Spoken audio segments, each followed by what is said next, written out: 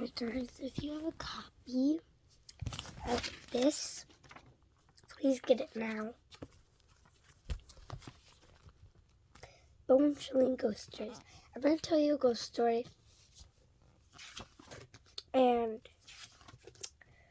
it's family curses. Robert the Doll.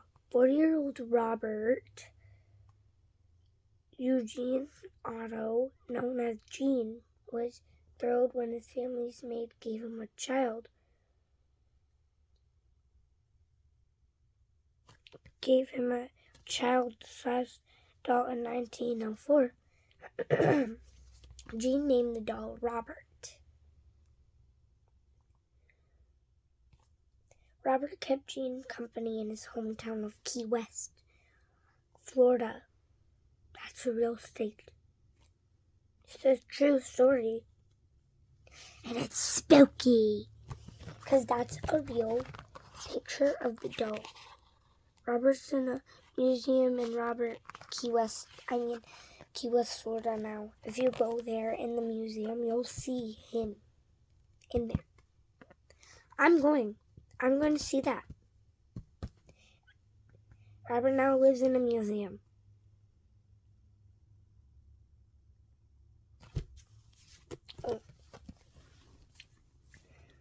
They wore matching sailor suits. Gene insisted that the doll sit next to him at the table. Gene's parents often overheard him talking and fighting with Robert, using a different voice for the doll.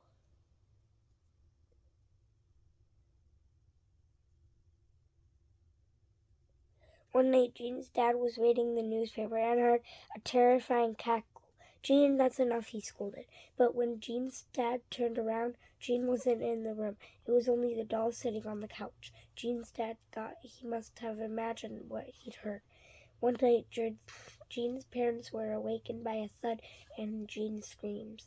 They rushed to his room and found a desk knocked over. Gene sat in the corner, shaking and pointing at Robert. He did it, Gene said. Robert lay on the bed. The corners of his mouth were turned upward in a creepy smile.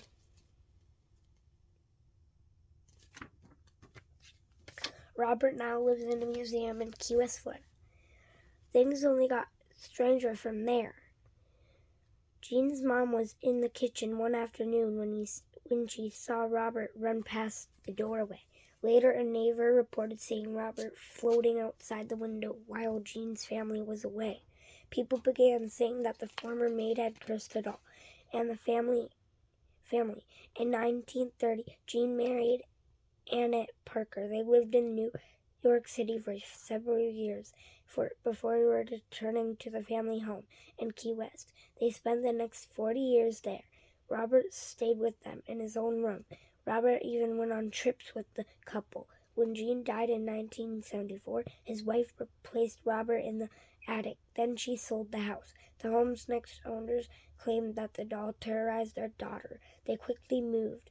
The maid's curse not only outlived Gene, but also took on a life of its own. Today, Robert the doll is in a museum in Key West. Legend says museum visitors must ask the doll for permission to take its picture or risk being cursed forever. For Wham, the Bell Witch tolls.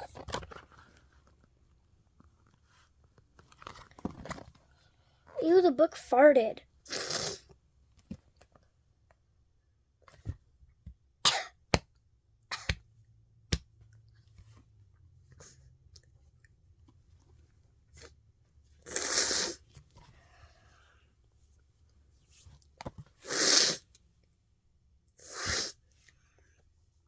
When John and Lucy Bell moved from North Carolina to Tennessee in the early 1800s.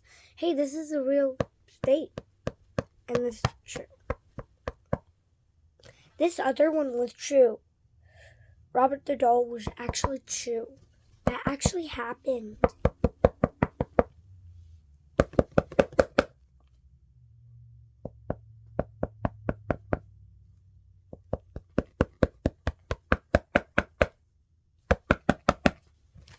Sorry. This is the words.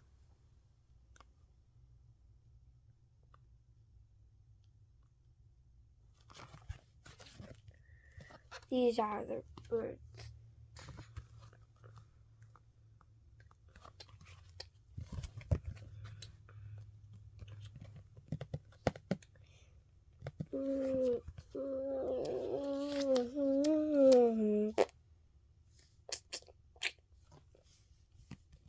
See, these are the words I'm reading.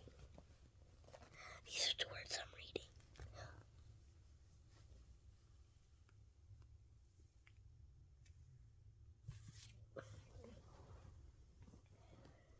reading. When John and Lucy Bell moved from North Carolina to Tennessee in the early 1800s, things looked promising.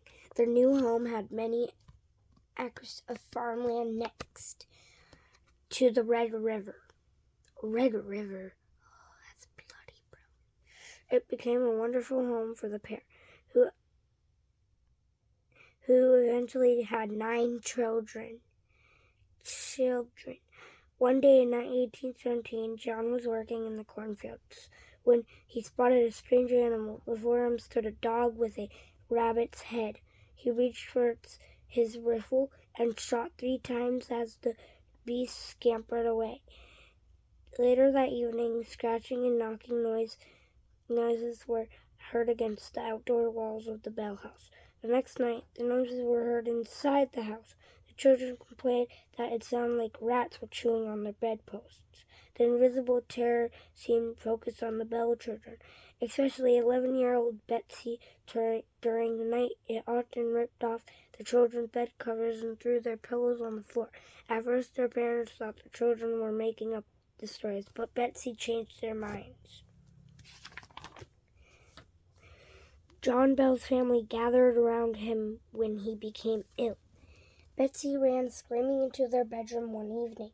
She insisted that the ghost had slapped her and pulled her hair. Lucy gasped as she comforted Betsy, and a bright red handprint was still visible on Betsy's face. For years, the evil witch spirit haunted the family. The spirit whispered in their ears and terrorized Betsy's fiancé until he left her. The spirit's final revenge came in the form of John's death in 1820. John's family found a small container near his body with a mysterious liquid inside. When they fed some of it to their pet cat, it died almost instantly. It was clear that John had drank the potion and been poisoned. John Bell Jr. quickly threw the container into the fireplace. The container burst into a blinding blue flame and vanished up the chimney. No one knows why this evil spirit wanted revenge on the Bells, but it certainly achieved its goal. Today, the legend is the inspiration for several movies and books. Beware the Bell Witch. Betsy Bell was terrorized by the witch. This is a real picture. This is a real picture. That's not a real picture, but this is.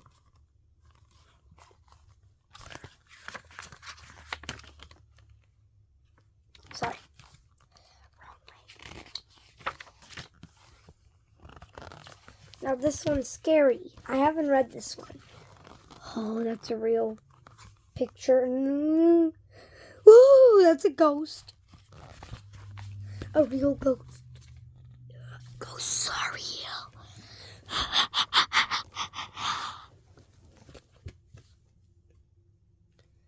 I just heard a knock.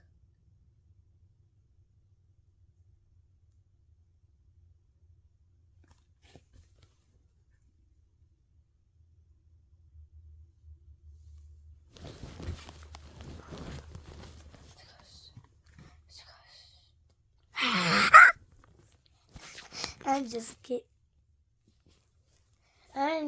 kidding.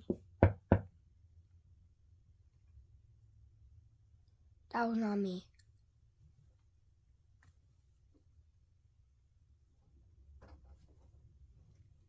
It's not me.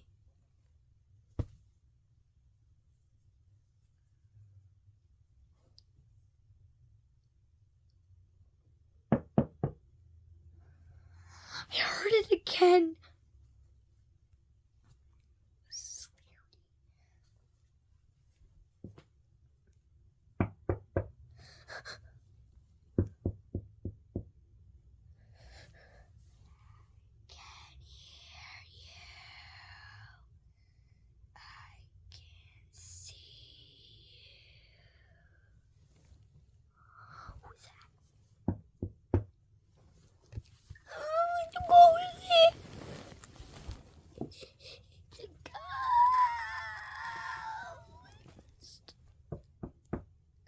I'm not doing it.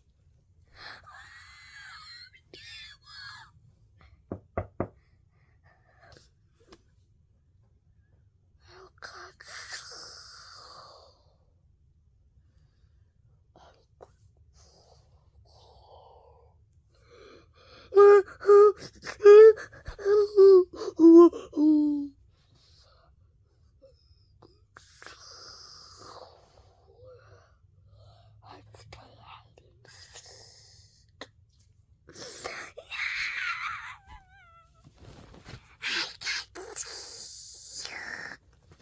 I'm getting possessed. No, there's no ghosts. I'm just kidding. Right. A haunted plantation. If you visit the Myrtles Plantation in St. Francisville, Louisiana, be warned, you could end up sharing your room with one of several ghosts that reportedly haunt the inn. The most famous Myrtles ghost in Chloe. According to legend, Chloe worked as a slave for plantation owners Clark and Sarah Woodruff in the early 1800s. The story says that Clark caught Chloe spying on him one day. He had one of her ears cut off as punishment.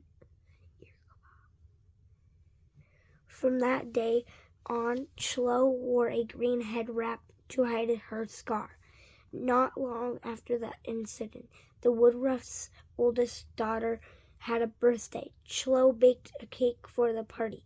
Some people believe Chloe poisoned the cake, killing Sarah and the two of the couple's children. However, records show that the Tree family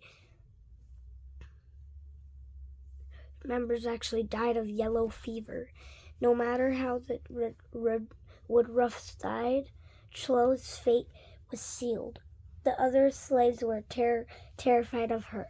They hanged her from a tree and threw her body into the Mississippi River. They hoped that she would never be seen again.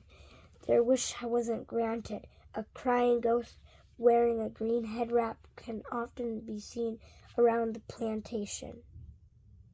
She's in good company. Guests have also seen ghostly children playing in the halls and a young girl floating outside a window. If you want a peaceful vacation, you might want to stay somewhere else. Spooky places. The Helpful Sea Captain. Even friendly ghosts can scare people at Owl's Head Lighthouse in Maine. A sea captain's ghost is said to watch over the property. His footprints are often spotted in the snow. The lighthouse's brass fixtures are always a bit shinier. After his appearances,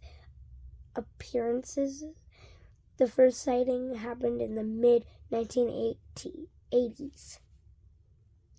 When Andy German was the Coast Guard lighthouse keeper, one night Andy went outside to gather some building materials.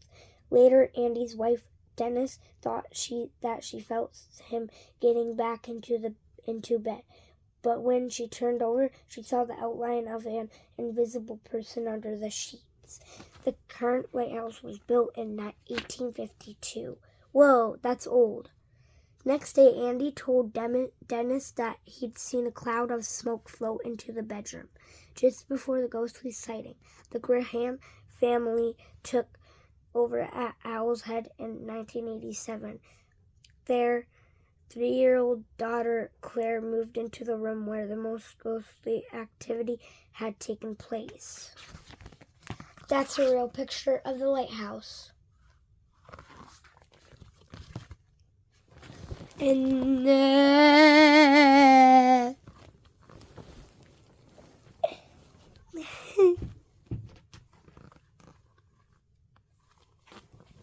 sorry, I just need a better place to relax. And that's fine with me. That's okay with you. Okay. I want you to see the book too. Okay. Claire soon developed an imaginary friend.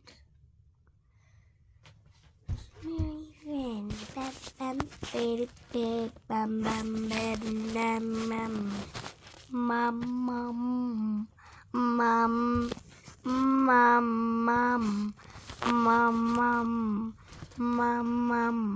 why am I called loud?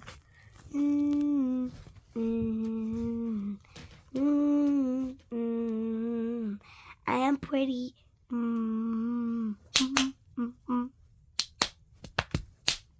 No.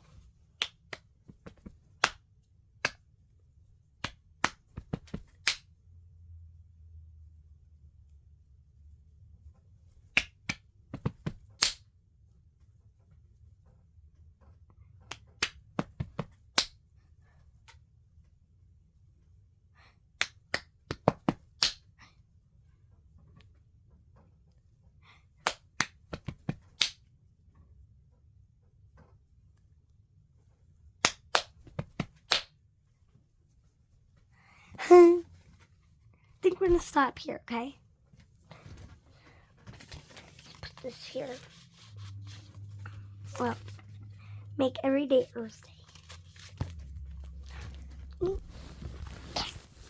Bye.